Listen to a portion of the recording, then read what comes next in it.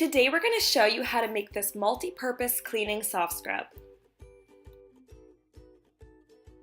To make the soft scrub, you just need 3 simple ingredients. We'll start with a half cup of baking soda, and a 1/4 cup of Castile soap, and 5 to 10 drops of peppermint essential oil.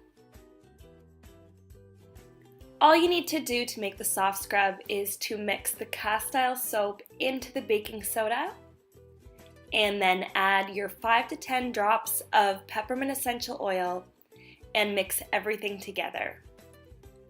This soft scrub is a really ideal DIY cleaner because it's chemical free, it's so easy to make, and it's really effective.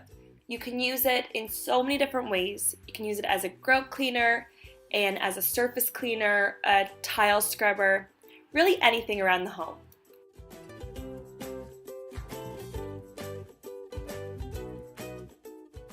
Once everything is evenly mixed together, just scoop your soft scrub into a jar and you're good to go.